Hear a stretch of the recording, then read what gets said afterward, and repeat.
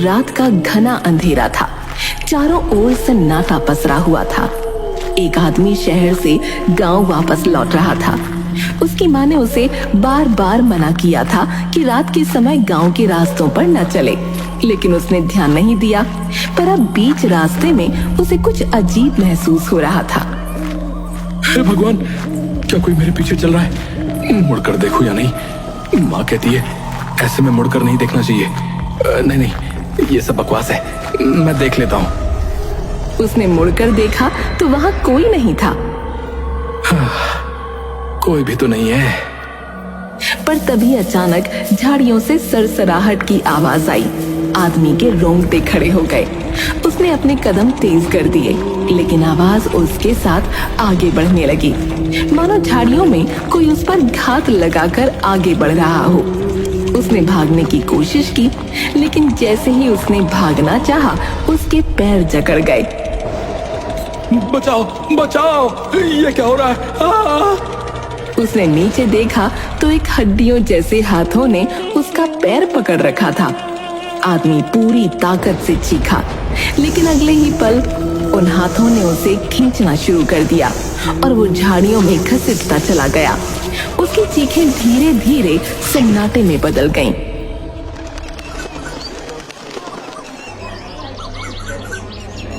अरे तुमने सुना? रात को फिर एक आदमी गायब हो गया भैया। हाँ मैंने सुना, वही आदमखोर बुढ़िया उसे खींच कर ले गई है। कहाँ से आई है ये बुढ़िया है? ये तो बहुत खतरनाक हो गई है भैया। लगता है हम सब मरने वाले हैं।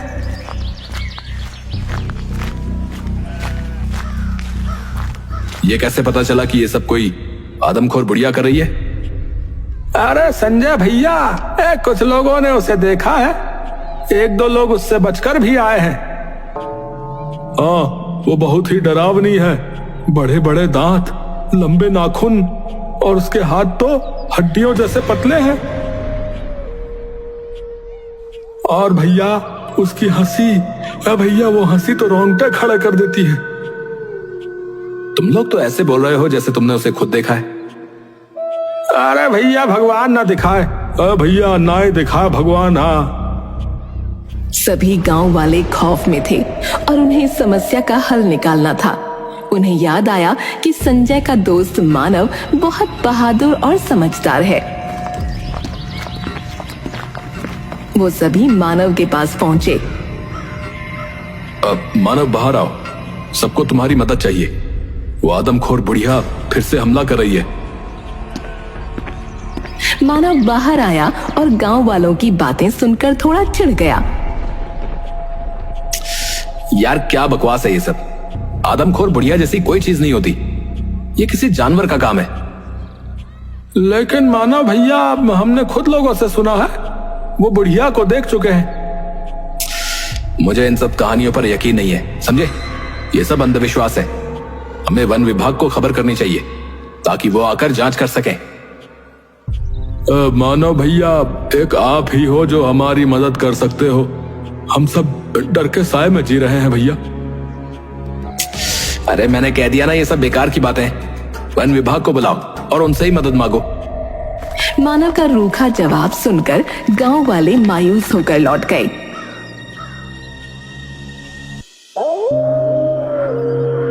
उसी रात शंकर नाम का एक आदमी जो थोड़ा मंद बुद्धि था, अपने घर से बाहर निकला और जंगल की तरफ जाने लगा।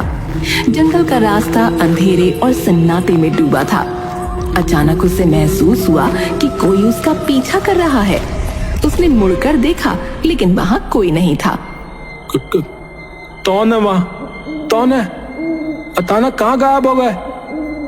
अच्छा, छुपन छुपाई खेल रहे हो क्या? मैं भी खेलूंगा, मैं भी खेलूंगा। जवाब में सिर्फ सन्नाटा था। शंकर फिर से बोला, देखो, तुम अगर जवाब नहीं दोगे ना तो मैं नहीं खेलूंगा। शंकर वहां से चल दिया, पर तभी उसे पेड़ों के बीच से किसी की परछाई दिखाई दी। वो रुक गया और ध्यान से देखने लगा। परछाई धीरे धीरे उसकी ओर बढ़ने लगी। ये मैंने तुम्हें ढूंढ लिया, मैंने तुम्हें ढूंढ लिया, चलो बाला, चलो चलो। परछाई और करीब आई और एक भयानक हंसी गूंज उठी। शंकर ने भी हंसते हुए उस दिशा में कदम बढ़ा दिए। तभी वो बुढ़िया उसके सामने आकर खड़ी हो गई। उसके मुंह पर बाल पड़े हुए थे, लेकिन उसके बड़े बड़े दांत फिर भी दिख रहे थे। अब पहली बार शंकर को कुछ डर लगा।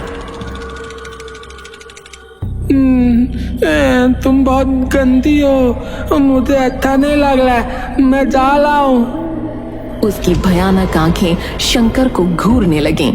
शंकर की सांसें तेज हो गईं। फिर उसने अपनी हड्डियों जैसे पतले हाथ शंकर की ओर बढ़ा दिए और उसे पकड़ लिया। उसने अपने नाखून शंकर के शरीर में डाल दिए। शंकर चिल्लाता रहा और वो उसे अपने साथ घसीट कर ले गई। शंकर संजय का पिता था। अगली सुबह जब संजय को अपने पिता घर में न दिखे तो वो उन्हें ढूंढने निकला।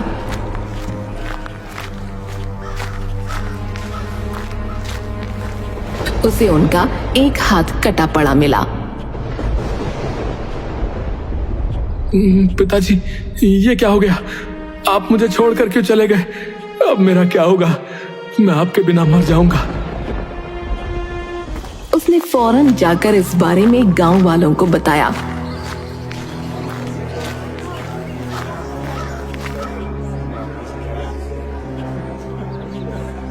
शांत हो जाओ संजय। वो बेचारे कुछ समझते भी नहीं थे, जाने रात में क्यों निकल गए। ये जरूर उस आदमखोर बुढ़िया का काम है। वो धीरे धीरे हम सबको मार देगी। संजय, ये किसी जंगली जानवर का काम है यार। मैंने पहले ही कहा था कि हमें वन विभाग को बुलाना चाहिए, वरना ऐसा ही होता रहेगा। अरे वन विभाग वाले आकर जा चुके हैं, उन्हें कुछ नहीं मिला।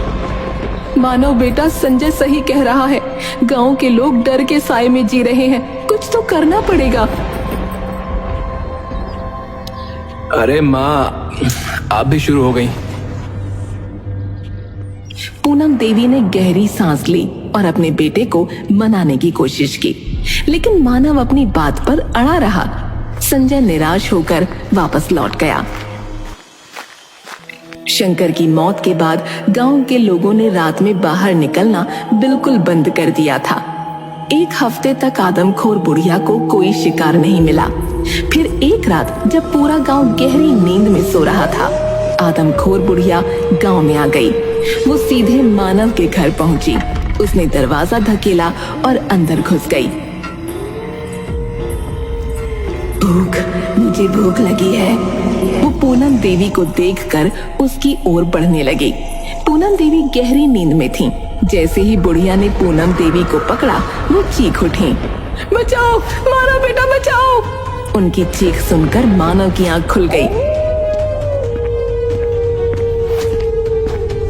उसने देखा कि एक भयानक बुढ़िया उसकी माँ को घसीट रही है। छोड़ दे मेरी माँ को, छोड़ दे, छोड़। मानव ने अपनी पूरी ताकत से बुढ़िया को रोकने की कोशिश की, लेकिन उसने उसे धक्का दे दिया।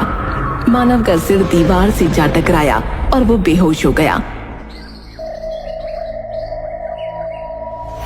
उसकी आंख खुली तो उसने खुद को जमीन पर पड़ा पाया। उसके सिर में भयानक दर्द हो रहा था। उसे धीरे धीरे पिछली रात की घटनाएं याद आईं। वो तुरंत बाहर की ओर भागा और गांव वालों को इकट्ठा करके बोला, मेरी माँ को उस आदमखोर बुढ़िया ने उठा लिया है। मैंने उसे देखा है। अब मानते हो कि वो बुढ़िया सच में है? बड़े बहादुर बनते थे, कह रहे थे जानवर है। अब तो खुद ही देख लिया ना। अब हाँ, मैंने खुद उसे देखा है। वो एक बूढ़ी औरत है, और अगर वो मेरे सामने आ जाए तो मैं उसे तुरंत पहचान लूंगा। वो हमारे ही गांव की कोई बुढ़िया है। वो लाल साड़ी पहने हुए थी, जिस पर सफेद फूल बने हुए थे। ये सुनकर गांव वाले डर गए, क्योंकि ऐसी साड़ी उन्होंने अपने गांव में किसी को पहने देखा था, पर किसको ये उन्हें याद नहीं था। तो अब क्या करेंगे मानव? हमें उस बुढ़िया से बचना होगा। हम सब मिलकर उसे ढूंढेंगे और रोकेंगे। ये हमारी ही गांव की कोई बुढ़िया है, हमें पता लगाना होगा कि वो कौन है। मानव ने दिन भर उस आदमखोर बुढ़िया को ढूंढने की कोशिश की। गांव का चप्पा चप्पा छान मारा, लेकिन बुढ़िया का कोई अता पता नहीं चला। शाम हो चुकी थी और सूरज धीरे धीरे ढलने लगा था। मानव की उम्मीदें टूटने लगी थीं, लेकिन तभी उसकी नजर पड़ोस में रहने वाली कमला देवी पर पड़ी। ये तो वही साड़ी है जो सादमखोर बुढ़िया ने पहनी थी। हे भगवान, मैंने पूरा गांव देख लिया और पड़ोस में देखना भूल गया। वो तेजी से कमला देवी के पास गया और उसे पकड़ लिया। तुम ही हो वो आदमखोर बुढ़िया? क्या बकवास कर रहे हो मानव? मुझे छोड़ो। मेरे पति को तो खुद वो आदमखोर बुढ़िया ले गई थी और तुम मुझे पकड़ रहे हो? ये होते देख लोग इकट्ठा हो गए। मानव, छोड़ दो अम्मा को, तुम गलत समझ रहे हो। हाँ, अम्मा ऐसा नहीं कर सकती, पागल मत बनो। मानव ने कमला देवी को कसकर पकड़ रखा था और अपनी बात पर अड़ा हुआ था। तभी सूरज ढल गया और अचानक कमला देवी का चेहरा बदलने लगा और उसके शरीर में अजीब सी हरकतें शुरू हो गईं।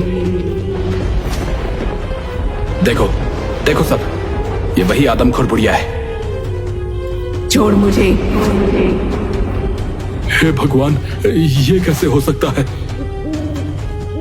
उनकी आंखें लाल हो गईं और नाखून लंबे और तेज हो गए। उनकी शक्ल धीरे धीरे आदमखोर बुढ़िया में बदल गई। गांव वाले दंग रह गए और डर से कांपने लगे। जल्दी से इसको बांध दो, वरना ये हम लोगों पर हमला कर देगी। मैं रस्सी लाता हूं। संजय रस्सी लाया और उन लोगों ने बड़ी मुश्किल से उस आदमखोर बुढ़िया को बांध दिया, लेकिन बहुत पूछने के बाद भी उन्हें कोई जवाब न मिला। मानव, मुझे लगता है ये अम्मा ये अपनी मर्जी से नहीं कर रही हैं। ये कोई तंत्र विद्या या काले जादू का असर है। मुझे भी यही लग रहा है। मेरे पास एक आइडिया है। ये रात मेरी माँ को घसीट कर ले गई थी ना, तो हम लोग उनके निशान के रास्ते पर जाते हैं। आखिर पता तो चले कि ये लोगों को ले कहां जाती है। वो दोनों और कुछ गांव वाले खून के निशानों के सहारे चलना शुरू करते हैं और जंगल की काफी अंदर एक गुफा तक पहुंचते हैं। चलो इस गुफा के अंदर चलते हैं। अब मुझे डर लग रहा है यार। अरे डर किस बात का? आदमखोर बुढ़िया तो गांव में बंधी हुई है। वो लोग अंदर जाते हैं तो देखते हैं कि वहाँ एक तांत्रिक बैठा हुआ है, जिसके आसपास नर कंकाल रखे हुए हैं। ये तो माँ के पति हैं। ये जिंदा है? हाँ, मैं जिंदा हूं। पर ये चल क्या रहा है? क्या आपने अपनी पत्नी को आदमखोर बनाया है? हाँ, मैं एक काला जादू करने वाला तांत्रिक हूं। मैं इस पूरे गांव को अपने वश में करना चाहता था, जिसके लिए मुझे एक नर बलि देनी थी। लेकिन मेरी पत्नी ने मुझे ऐसा करने से मना कर दिया और धमकी दी कि वो सबको बता देगी। इसलिए मैं वहां से चला आया और काला जादू करके उसे आदमखोर बना दिया। ऐसे में अब वो खुद इस पूरे गांव को साफ कर देगी। आदमखोर वो नहीं, तुम हो। पकड़ लो इसे। पास आए तो मैं तुम लोगों पर भी जादू कर दूंगा। आकर दे, हम देख लेंगे। सबने तांत्रिक को पकड़ लिया और उसे गांव लेकर आए।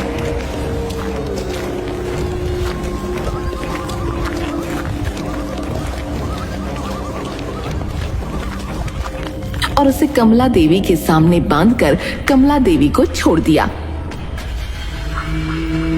कमला देवी ने अपने पति के गले में इतनी जोर से काटा कि वो वहीं पर मर गया।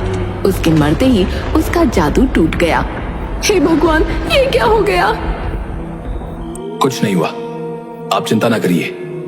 आदमखोर बुढ़िया का आतंक अब खत्म हो चुका है और उसको शुरू करने वाला ये तांत्रिक भी। सब खुश थे कि ये आतंक खत्म हो गया, लेकिन साथ ही सब दुखी भी थे क्योंकि उन सब ने किसी न किसी अपने को खोया था।